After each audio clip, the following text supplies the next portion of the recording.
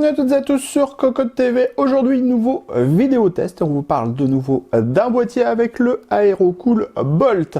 Un boîtier ATX assez compact qui est proposé à un tout petit peu plus de 40 € dans le commerce, qui arrive avec un châssis avec cache alimentation, accès backplate, possibilité de mettre SSD HDD. On a également un panneau en verre trempé sur le côté gauche, un ventilateur de 120 mm à l'arrière et une bonne grosse dose de RGB à l'avant de ce dernier qui reprend la forme d'un éclair, car Bolt ça veut dire éclair, ou ça veut dire super rapide si on est USEN. Enfin bref, on vous propose de découvrir ce boîtier, c'est tout de suite, c'est maintenant. C'est sur Cocotte TV. Aujourd'hui, on vous parle donc du Aerocool Bolt. Sachez que le boîtier va arriver dans un carton, tout ce qu'il y a de plus classique, couleur carton, mais attention, on a quand même l'indication RGB 13 mode, donc on va avoir de la couleur. Au niveau des protections, on est sur des protections en polystyrène. On découvre maintenant le bundle. Dans ce petit sachet, vous allez trouver la notice d'utilisation des colliers, un cache slot, car les autres cache slots sont soudés, et enfin, vous avez la visserie. On commence comme toujours avec les tech specs. Sachez que le boîtier est compatible ATX Micro, ATX ITX. Il mesure 180 mm de largeur sur 434 mm de hauteur et 360 mm de profondeur. Enfin, pour le poids, on est à 4,3 kg. Avant de découvrir ce Bolt dans les moindres détails, on vous parle un petit peu du style. C'est classique. Après, on est sur un boîtier qui vaut un petit peu plus de 40 €. On a une face avant en plastique avec deux matières sur la face avant. Donc, c'est du plastique, mais on est un peu texturé type carbone sur le côté gauche et on est lisse sur le côté droit. On va avoir un petit logo Aerocool dans la partie basse et on voit, on a ici une séparation qui vient couper la face avant en deux et on aura à cet endroit du RGB, comme on le disait tout à l'heure avec le packaging, avec 13 modes différents. Ensuite, ça va être classique avec structure en acier pour le reste du boîtier. On est sur les mêmes noirs, donc ça marche très bien. Et on a un panneau en verre trempé sur le côté gauche et un panneau classique en acier sur le côté droit. Et on voit qu'on a une sorte de bombage sur le côté droit pour pas être embêté avec le cable management. Sur la face avant, comme on le disait, on a une partie qui imite le carbone, une partie lisse.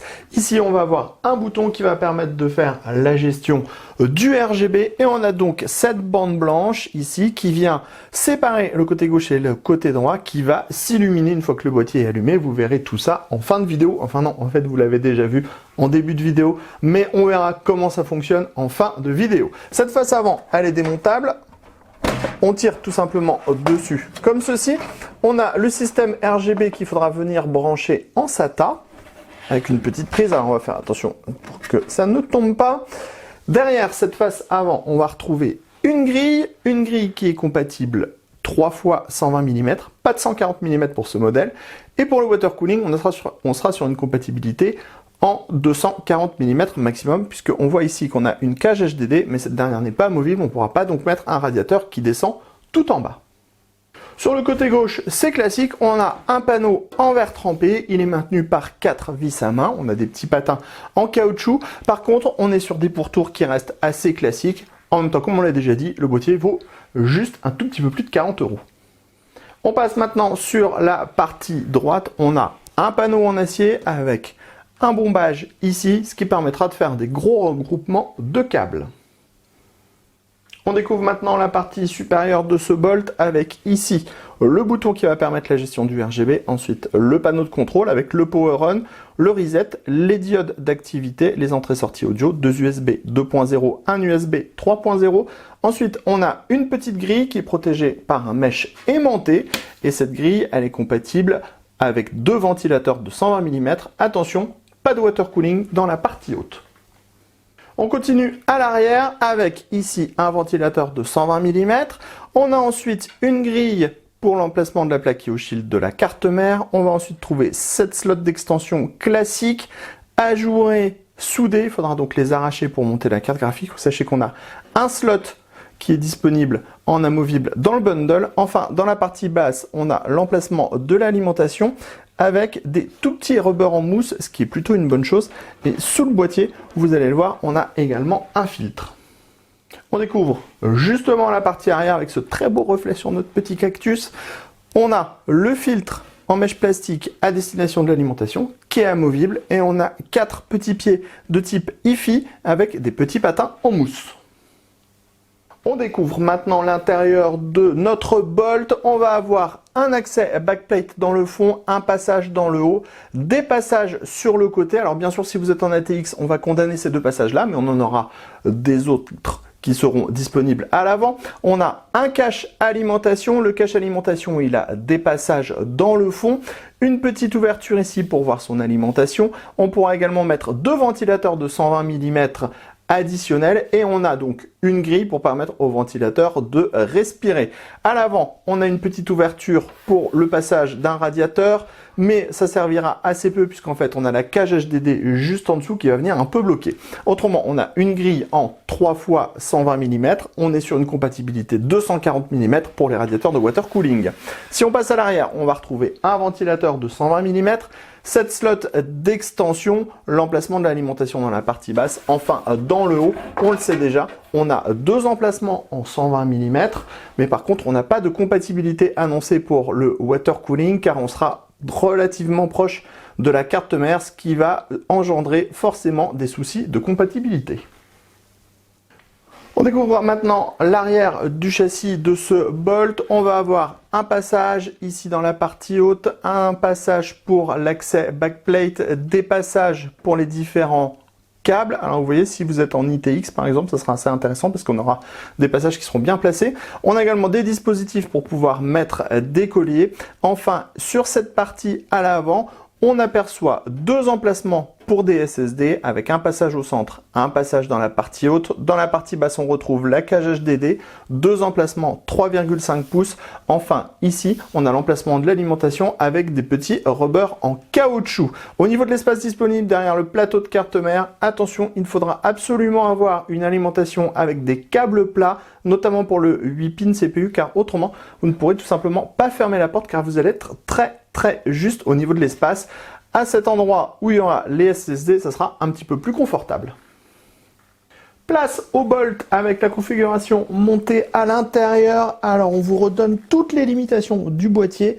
Ventirad CPU 155 mm de hauteur maximum, carte graphique 355 mm maximum, water cooling 240 mm maximum. À l'avant, déjà avec ça, on est pas mal. Au niveau du montage, on n'a pas rencontré de difficultés particulières, même avec le plateau de carte mère qui est vraiment très proche. Si vous avez juste le câble 4-8 pins CPU qui passe à l'arrière, ça ira, puisque la goulotte qu'on voit à l'arrière ici permet vraiment de passer tous les câbles et de les relier ensemble. Donc ça marche assez bien, vous allez le voir tout à l'heure. Comme on l'avait dit, on a le petit passage ici qui permet de voir l'alimentation. Au niveau de la carte graphique, on peut mettre de la carte graphique custom sans problème, ça passe. Et au niveau de la carte mère, on est sur un bon gros modèle ATX. Donc là aussi, ça ira. Le montage est donc relativement simple. Attention tout de même au câble 4-8 pins qui passe dans le petit passage ici, parce qu'il va falloir le passer avant de monter la carte mère, pour pas se faire avoir, parce qu'une fois que la carte mère sera montée, eh bien vous ne pourrez pas passer le petit câble, ce sera beaucoup plus difficile d'avoir cet accès. On va passer à l'arrière du plateau de la carte mère. Vous allez voir, on a un résultat qui est là aussi très propre. On a donc tous nos câbles principaux qui passent à l'arrière, juste derrière les 2 emplacements où il y a les SSD. On en a d'ailleurs monté un. On n'a pas installé de disque dur puisqu'on a un SSD M2 sur la carte mère et un SSD classique pour le stockage. Et pour le câble 8 pins CPU, vous voyez, on le disait, il est ici le câble, le passage. Et donc, si vous mettez votre carte mère et que vous essayez de passer votre câble après, bah, vous allez être obligé de démonter la carte mère. Donc, vraiment, il faut passer avant le câble 4-8 pins CPU. Pareil, si vous avez un montage de ventirad CPU à faire, vous le voyez, ça passe pas. Donc, il faudra là aussi penser à bien monter son ventirad CPU avant et à intégrer la carte mère après, puisqu'il n'y a pas forcément l'accès backplate qui est assez grand, donc ça peut être problématique. Pour l'alimentation, pas de souci. Et ensuite, vous avez vu, on a regroupé les câbles et on a mis notre 4-8 pins au centre et ça permet de fermer la porte sans aucun problème. Maintenant que notre configuration est montée à l'intérieur de notre petit Bolt, nous allons pouvoir allumer la machine. On a donc le power on ici, petite diode bleue pour l'activité Pour dire que la machine est allumée, petite diode rouge pour l'activité et disque dur. Et vous voyez, c'est grave full RGB à l'avant. Et donc, on va pouvoir, avec ce petit bouton, changer les différents modes RGB disponibles. Voilà. On a vraiment plein de choses. Et on va essayer de revenir sur ce mode. Voilà, qui passe toutes les couleurs et qui s'harmonise parfaitement bien avec notre petit ventilateur de CPU et nos barrettes mémoire. Ça fait plutôt un joli mélange. Alors, après, que vous dire sur le refroidissement de ce boîtier? Eh bien, les ouvertures sur la face avant ne sont pas énormes, donc ne pas espérer des grosses performances en refroidissement.